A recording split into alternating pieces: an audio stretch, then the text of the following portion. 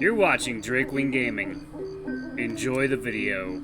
Hey guys and gals, Never here from Drakewing Gaming, 70 Mounts worth of gaming drag today. I'm coming back at you with a Let's Play episode of Devil's Gambit. So yeah, let's go ahead and jump right back in, shall we? Alarm chain, you are up, and let's go.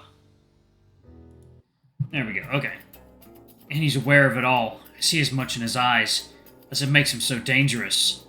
Fascinating. Last night you were just a nudge away from bending over and accepting my deal. But then you spend a day digging around like a worm and suddenly think you have the backbone to deny me? Please, stop embarrassing yourself.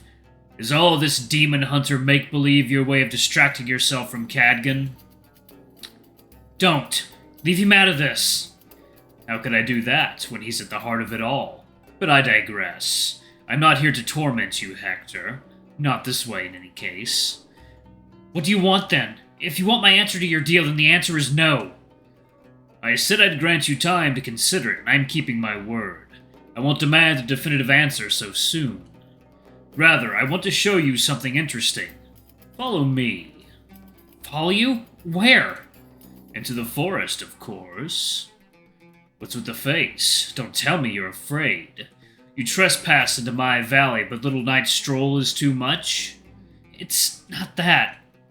Then there's no problem, no? The demon snaps his fingers and disappears into thin air. I frantically look around for any signs of him, and just as I'm starting to think he's gone, there's a knock on my window.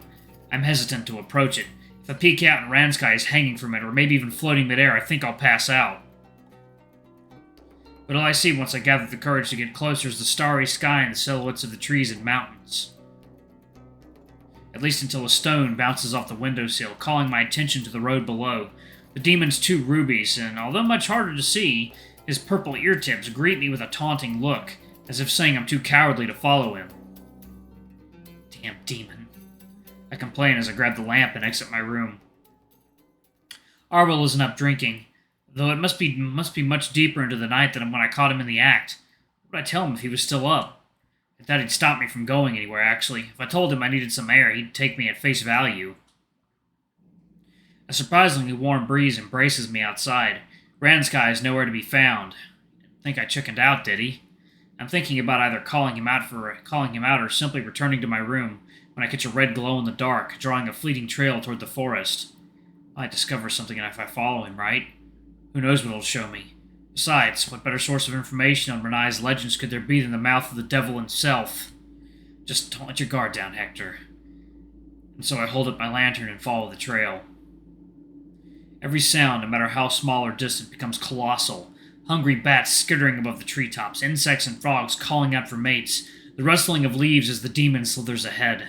Ironically, it's only now that I realize how much smaller the trees seem compared to when I was a child. I suppose my imagination used to exaggerate their size in the dark.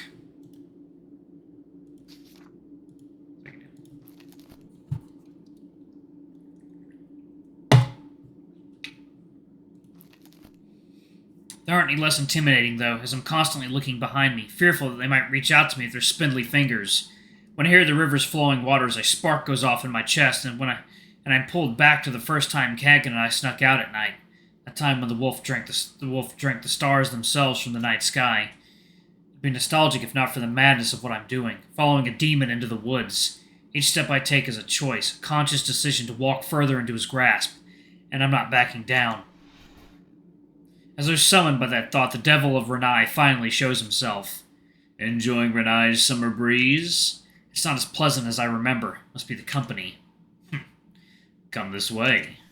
Ranzkai moves aside a branch with his forearm, then looks back at me like a hunter about to spring a trap. But the way he holds that delicate position is anything but threatening.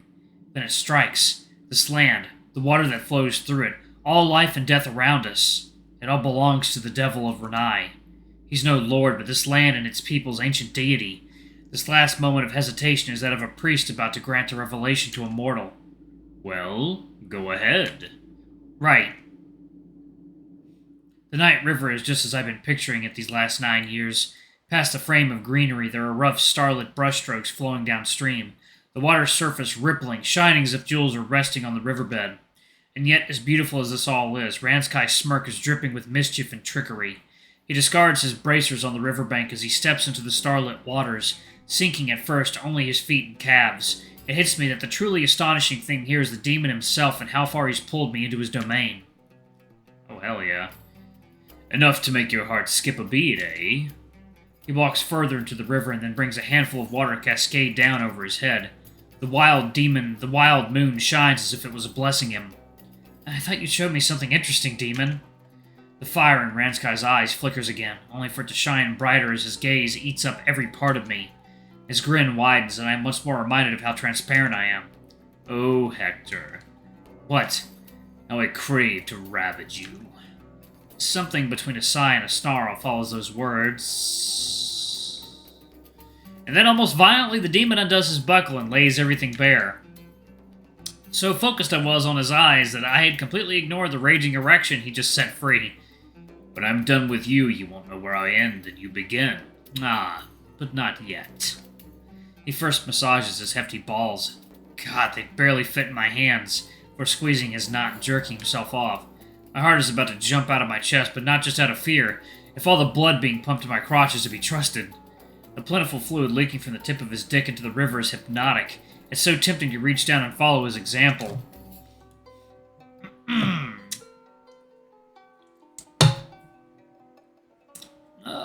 Configuration, text display, censored. Okay, thank goodness. Okay. But don't, Hector. You're like a bug tempted by a Venus flytrap. Don't fly into his maws. You seem very interested. If you think this will be enough to entice me, you're mistaken. Having regained his cool, the demon collects Pre off his tip and brings it to his mouth. You require more than simple eye, honey. But it was a worthwhile attempt if only to see that exquisite look of virgin frustration of yours. Bastard. But that's what you like, isn't it? Not only did you follow me out here, but you haven't kept your eyes off me for an instant. Transparent as always, Hector. The venom with which he pronounces my name stirs something in me. I cross my arms and look away. There's no need to be a stranger, not when you already had your nose all over me. Why don't you join me? When I don't respond to his provocation, Ranzkai simply goes back to washing himself in silence, but that grin doesn't leave his face for even an instant. A scheme brews in the cauldron that is his head until it overflows, not as foam or as a noxious green substance, but in the form of a question I don't at all expect. Why were you away for 9 years? Excuse me? If Cadgan is so important to you, you must have wanted to see him again all this time, no? So why return only now?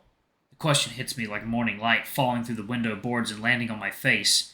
It disturbs a slumber I've been buried in for too many years, when I fear I might not be ready to wake up from. So I turn away from the river, from the demon, crossing my arms and gnawing on my thumb claw. Because I was busy with work, that's all. Liar. I don't believe for a second you were needed in your hometown all the time, without interruption for 9 years. You could have put aside time to visit. You don't know what you're talking about. Suddenly, I'm wrapped in a gentle embrace from behind. The wind suddenly feels too cold as my chest and back are soaked in water, but it doesn't bother me, because alongside Ranzkai's next words, no, his very breathing, comes out an emotion more intense than the heart of Finbar's forge or even the festival's bonfire, one that could set our surroundings ablaze. Then tell me. All I need to do is to free myself is utter fading, but I clench my teeth to stop myself. He won't let me escape or back down, but no matter how painful what I'm about to say might be, or how much it might feel like I'm coming apart at the seams, he'll hold me and keep me together. If I feel like my knees are about to give in, he won't let me fall. It all finally shakes me awake. I open my eyes, remember, and let everything out. I remember once sitting across from Dad on the dining room's empty table. The pungent smell of herbs coming from him stung my nose. I wasn't used to the odor resulting from brewing elixirs back then. Second now. Water time. Alright, my lovelies, and we are back. Let's jump back into it, shall we? It wasn't the first night like that, nor would it be the last. When I asked him why we weren't eating, he sighed and shot me a serious look. Hector, to a town, money is like lifeblood, and we are another part of that same organism, he said. Eventually I learned that the saying came from Mr. Mulgrew, but I first heard it from Dad. I didn't get it, but I could tell it didn't please him. I asked the question, so I never did again. In time, I accepted that sometimes we didn't have enough money to eat, not because he didn't earn well, but because he was giving back to the community, as he put it. Because we were part of it, so it was our responsibility. For as long as I can remember, Oblann had been a place that barely scraped by in terms of money, and it remained that way until around a year after my last visit to Ranzkai, 9 years ago. And Dad, I can't say for certain why he held such adoration for the town. It went beyond love for the place one grew up in. It was almost as if to him this idea of being part of something greater was a source of great pride. Or perhaps he was continuing Grandpa's legacy. Well, that's a very similar idea. And that devotion would prove so great that it'd lead him to give his life for the town. While Oblann needed our support every once in a while, things only spiraled out of control once the plague reached town. So many got sick and died, and the plague spread to the cattle. The local lord prohibited the afflicted towns from exporting meat, and this led to the slaughterhouse shutting down. Oblann was left to fend for itself, without its primary source of income and any support from the lord, who poured all his resources in protecting his most profitable lands. Dad worked himself to the bone trying to contain the plague, researching a cure, trying to gain an audition with the Lord to beg for help. I tried to help him in any way I could, but it was futile. Eventually, he contracted it himself. It started with the fever, but within days the illness drained him of his strength. As hard as he pushed himself, he couldn't work anymore, and soon he couldn't even get out of bed and needed help even to eat. I went over his research, tried investigating myself, and sent letters to anyone I could think of that might have made progress towards a cure to no avail. Every day he faded a little more. The intelligence drained from his eyes, replaced with pain, then by it looked like he'd rather be dead, and finally, nothing. And I watched it happen every single day as I fed and took care of him. Maybe he died much earlier than I realized. I could have been taking care of a corpse for who knows how long and not realizing it either out of insanity or denial. Most likely, these are just things I think of to comfort myself, because I would have rather he died early than have suffered in such a horrible state for that long. At that point, I became as reckless in treating the plague as he had been. Not out of devotion, but in my case because I just wanted it all to end. Either out of being too much of a coward to take my life, or perhaps seeking punishment for my failure. Part of me hoped the plague would take me as well. Damn, man. It's dark. That time never came, of course, and eventually a cure was found. I got rid of the pest, but by then Oblann was already a shell of its former self. In the few years the plague lasted, the town had lost a third of its inhabitants. The survivors attempted to rebuild Oblann, but without the Lord's help, resuming work in the slaughterhouse was difficult. We didn't have cattle left, and because of the recent crisis, our neighbors had hiked up their prices beyond our reach. It took years for the slaughterhouse to function again. In the meantime, the shepherds shifted their efforts to agriculture. I don't know if you're aware, but around this time Leopoldno began selling these so-called Earth Helpers, artifacts meant to increase agricultural production. We needed them. We couldn't compete with the other towns otherwise. But how could we pay for them when we were already struggling in the first place? Oblann's situation kept declining. People simply gave up and began moving out. I kept giving it my support as Dad did, but no amount of money I made was enough. He asked me why I didn't return earlier. The truth is, for years, every time I woke up and went outside, it was as though I was trying to cure Dad again. That hell never ended for me. Every time somebody left and the town became a little emptier, every time a home, farm, or store was abandoned, I fell into ruin. It was as though I was seeing him fade away. I couldn't run, didn't even dare go too far away from town. I am one of its last lifelines, and I deserve it. I couldn't save Dad or Oblann. Do I deserve to relive his death over and over again? Yes, that's my punishment.